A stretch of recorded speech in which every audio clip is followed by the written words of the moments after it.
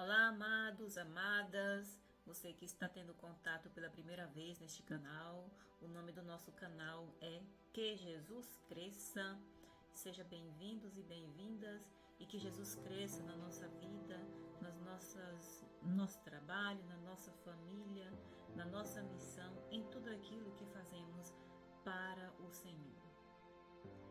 Vamos dar continuidade à nossa meditação, pedindo a luz do Espírito Santo que venha sobre cada um de nós e nos comule de sua sabedoria, para que, imbuído dessa sabedoria do seu Espírito, possamos enxergar na palavra do Senhor a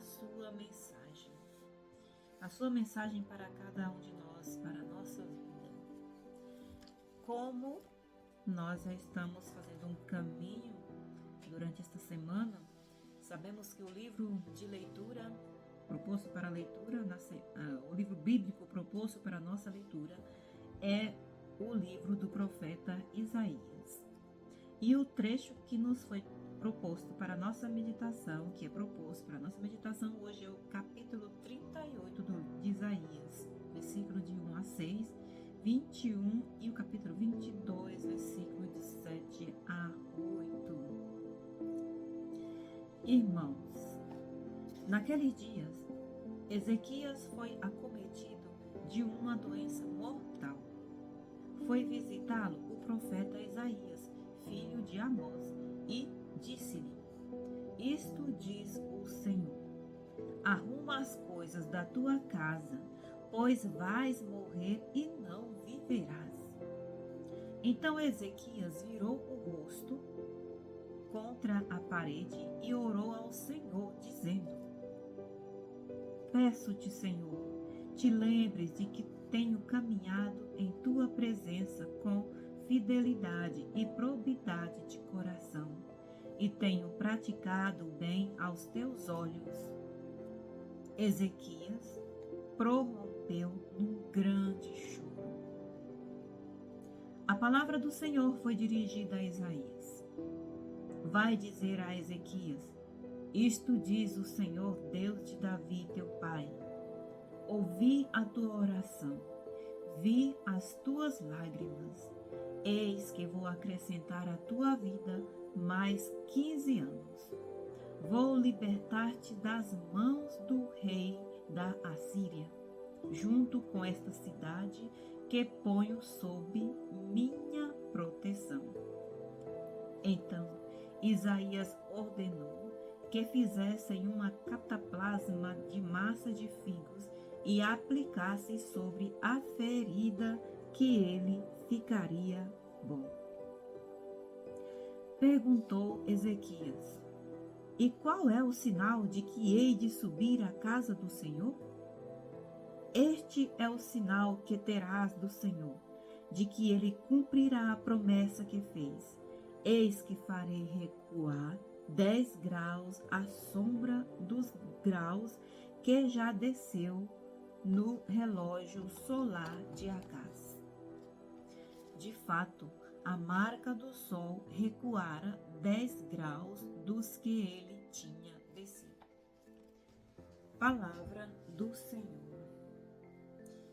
Irmãos, podemos perceber aqui que Ezequias está gravemente enfermo e, como liderança do povo, ele não pode fraquejar, porque diante da corrupção do seu povo, diante dos desvios dos caminhos de Deus, diante da desobediência aos seus mandamentos, o povo está à beira de ser exterminado por outros povos. E Isaías aparece para trazer essa mensagem de advertência para Ezequias. E Ezequias, como uma pessoa de oração, que está sempre em intimidade com Deus, no sofrimento entre dores e sofrimento, no momento da sua enfermidade, já que à beira da morte, recebendo a mensagem do Senhor, ele cria forças e se dirige ao Senhor em oração. E o Senhor escuta o seu clamor, o Senhor escuta a sua oração, o seu pedido de ajuda para que ficasse curado e governasse o povo, liderasse o povo nos seus caminhos. Deus lhe dá uma nova chance, uma nova chance para continuar a sua missão, porque Ezequias sempre foi um profeta, uma pessoa obediente, uma autoridade obediente ao Senhor. Então, irmã, esse episódio de Ezequias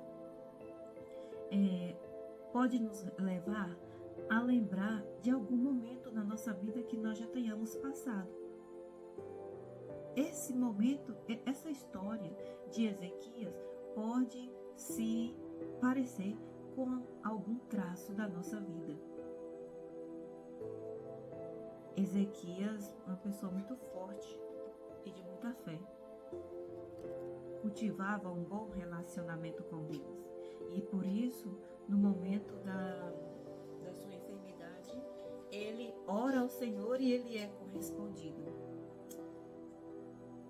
Irmãos, esse episódio me leva a lembrar um fato da minha vida que aconteceu comigo. Eu estive também à beira da morte no hospital, quando eu fiquei numa situação de pré-infarto mesmo, quase morrendo.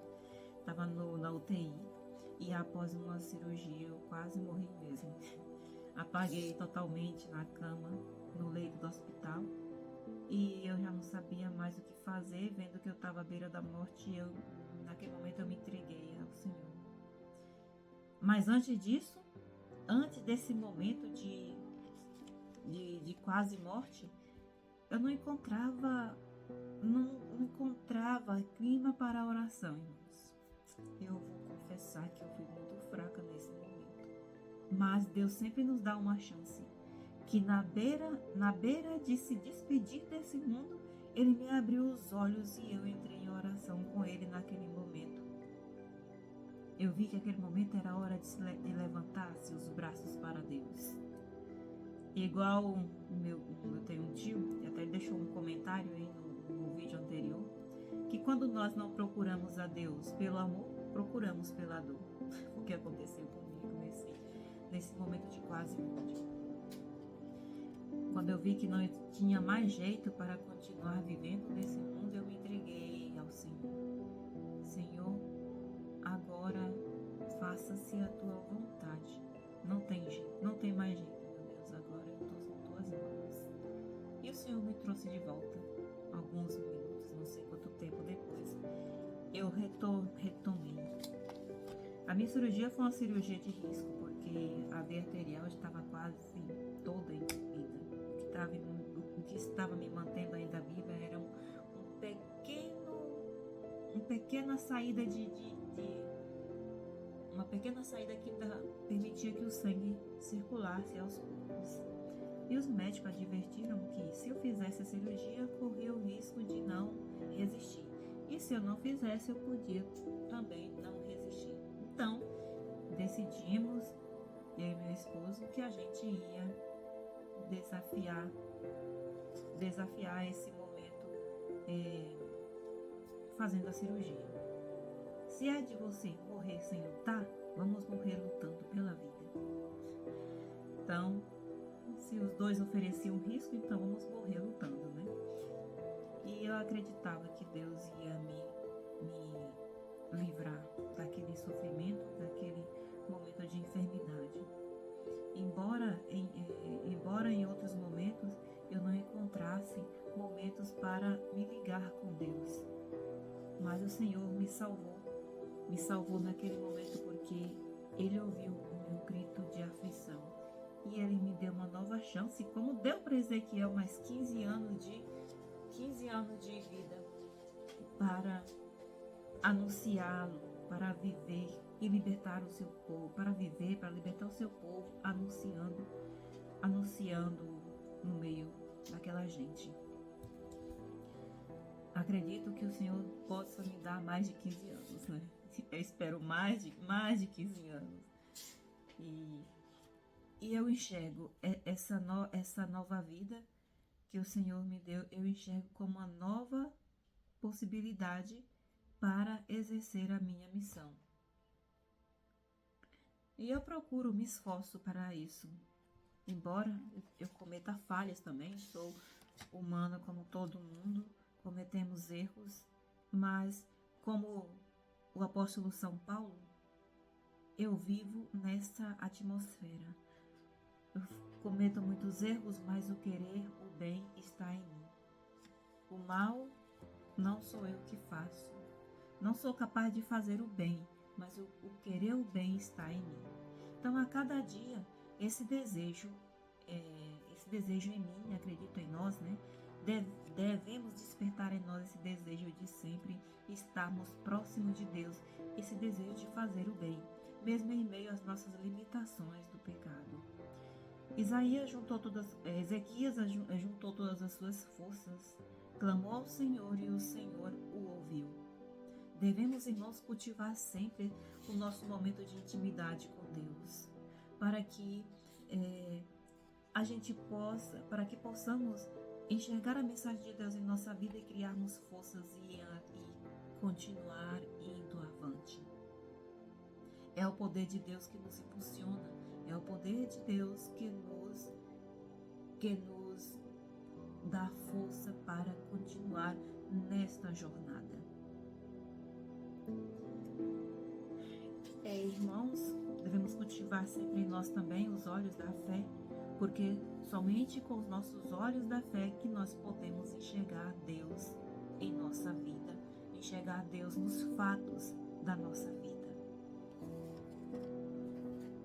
Fica aqui o momento de meditação, você pode pausar o vídeo e fazer a sua reflexão de Deus em sua vida. Como que está sendo a sua intimidade com Deus? A sua vida de intimidade com Deus, como que é o seu relacionamento com Deus?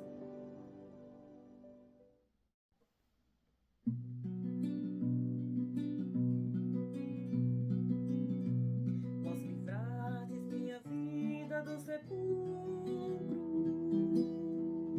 a fim de eu não deixar de existir. Vós livrastes minha vida do sepulcro, a fim de eu não deixar de existir. Eu dizia, é necessário que eu me vá no apogeu de minha vida e de meus dias, para a mansão triste dos mortos descerei, sem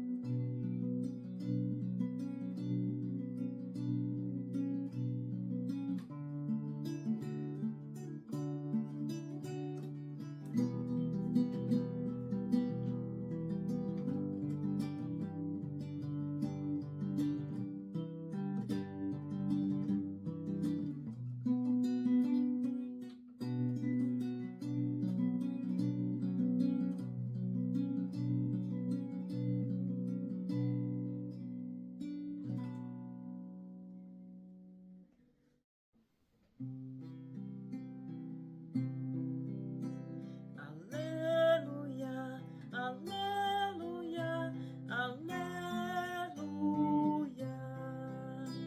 aleluia, aleluia, aleluia.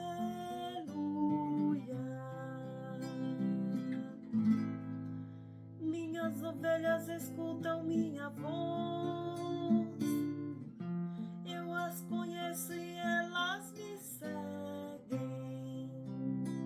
Aleluia, aleluia, aleluia,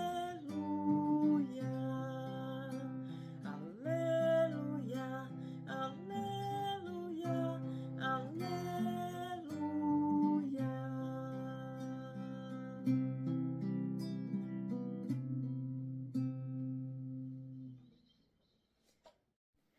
O trecho do Evangelho de Mateus que nos é apresentado para nossa meditação é tirado do capítulo 12, versículos de 1 a 8.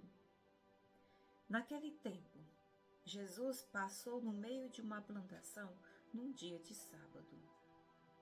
Seus discípulos tinham fome e começaram a apanhar espigas para comer. Vendo isto, os fariseus disseram-lhe: Olha, os teus discípulos estão fazendo o que não é permitido fazer em dia de sábado. Jesus respondeu-lhe: Nunca lestes o que fez Davi quando ele e seus companheiros sentiram fome? Como entrou na casa de Deus e todos comeram os pães da oferenda, que nem a ele nem aos seus companheiros era permitido comer, mas unicamente aos sacerdotes? Ou nunca lestes na lei que em dia de sábado no templo os sacerdotes violam o sábado sem contrair culpa alguma? Ora, eu vos digo, aqui está quem é maior que o templo. Se tivesseis compreendido o que significa quero a misericórdia e não o sacrifício, não teríeis condenado os inocentes. De fato, o Filho do Homem é Senhor do sábado. Palavra da salvação. A mensagem de Jesus para nós neste momento, neste dia de reflexão, que possamos meditar durante todo o dia, é que toda lei tem exceção, que não devemos olhar a vida e os fatos somente ou com o olhar da razão, mas toda lei tem exceção.